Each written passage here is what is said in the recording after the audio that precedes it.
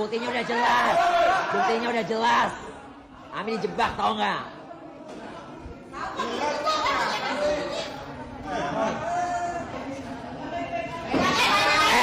Jangan main kekerasan.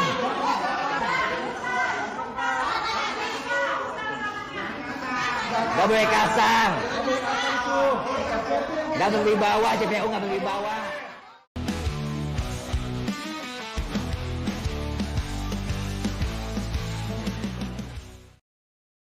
Bagaimana Pak kabar Bapak hari ini? Sehat? Alhamdulillah sehat walafiat.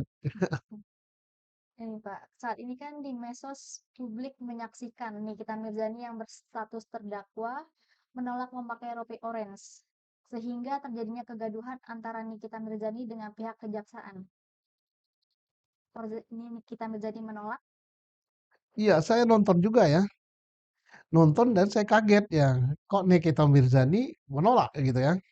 Nah, kaget saya itu bahwa apakah Nikita Mirzani punya alasan untuk menolak gitu ya.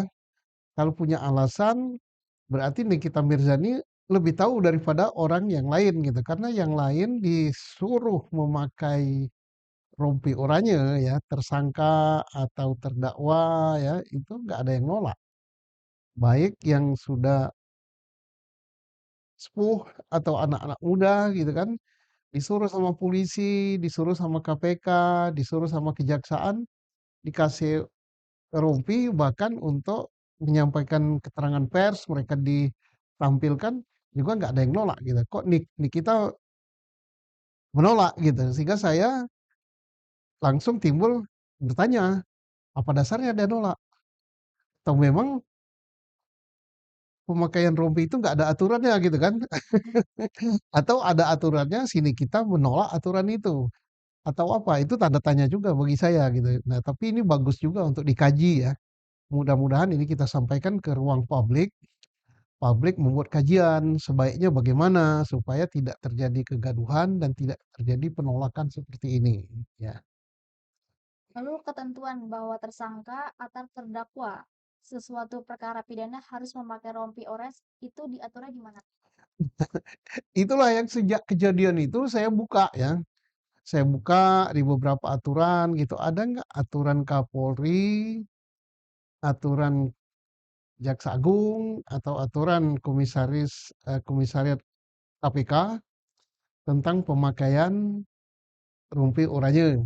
Kemudian kalau ada aturan, apa aturan tersebut berlaku gitu untuk narapidana atau untuk tersangka atau untuk terdakwa.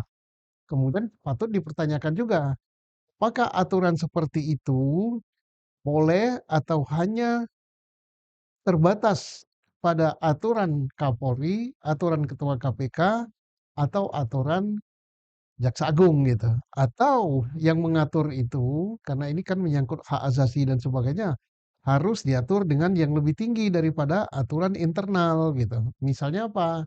Ya, peraturannya harus ditingkatkan menjadi peraturan pemerintah atau tingkatkan lagi menjadi undang-undang gitu ya, sehingga tidak bisa menolak dan bagi siapa yang menolak ada sanksinya. Saya tadi pagi pun masih buka-buka gitu, ada nggak undang-undang yang mengatur tentang pemakaian itu? Atau cukup hanya diatur di dalam aturan internal suatu institusi.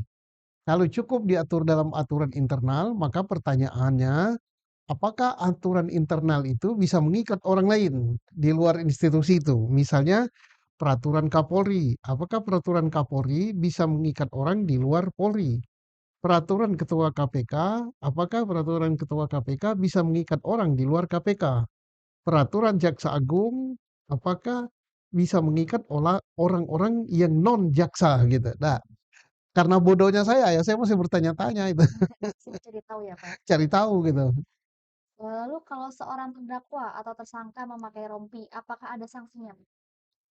Kalau dia menolak, ya kalau mau ada sanksinya itu yang saya cari gitu. Saya cari-cari peraturan itu sanksinya apa gitu kalau orang menolak. Apakah sanksi denda? Apakah sanksi misalnya ditegur? Apakah sanksinya itu misalnya hukuman kurungan atau apa? Itu yang saya belum ketemu gitu. Saya Termasuk saya tanya kepada Mbah Google pun belum ketemu gitu. Saya tanya Mbah Google pagi tadi, "Mbah, kalau ada orang yang seorang tersangka atau terdakwa tidak mau memakai baju oranye, sanksinya apa?" gitu. Mbah Google-nya gede-gede gini aja nggak ada jawaban gitu.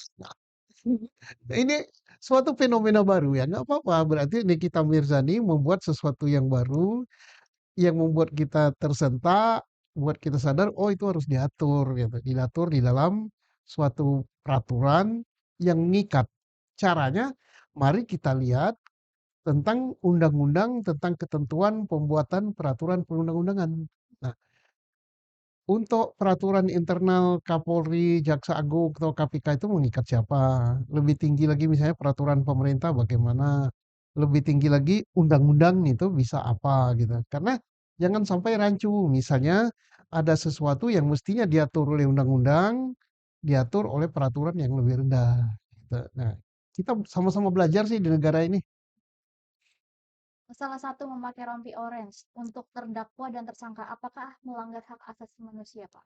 Nah, itu yang perlu kita tanyakan sama peraturan gitu ya. Mudah-mudahan Komnas HAM dengan adanya kejadian seperti itu memberikan reaksi, tanggapan gitu. Nah, ini yang bisa menjawab itu bukan saya gitu. Kita tanya pada Komnas HAM ya. Apakah pemakaian rompi berwarna oranye kepada tersangka atau terdakwa melanggar HAM apa tidak? Ya kita tanya Komnas HAM, silakan jawab gitu kan. Karena rakyat bertanya-tanya gitu. Nah, selama ini kita belum dengar dari Komnas HAM. Saya nggak berani jawabnya gitu, nanti saya dikira sok sok tiuk gitu. Hmm. Lalu untuk menghindari kejadian serupa, Pak, menggunakan rompi orange kepada terdakwa harus bagaimana, Pak? Supaya tidak terulang lagi terjadi serupa, kalau memang itu belum diatur kepada suatu peraturan perundang-undangan, ya supaya diatur. Diatur dalam peraturan perundang-undangan supaya mengikat orang gitu, mengikat orang, oh nggak boleh melanggar. Dan setiap peraturan yang mengikat itu harus ada sanksinya. Bisa sanksi administratif, bisa sanksinya denda, bisa sanksinya pidana lain, misalnya di kurungan atau apa, harus ada aturan. Soalnya kalau ada peraturan mewajibkan seseorang, tidak ada sanksinya, maka peraturan itu ya nggak tajam gitu. Orang nggak mau melanggar karena nggak diberi sanksi gitu. Orang melanggar aja nanti sanksinya nggak ada. Ya. Jadi harus ada sanksi, harus dibuat aturan itu ya. Biar tidak terulang ya, Pak ya? Ya, terima kasih.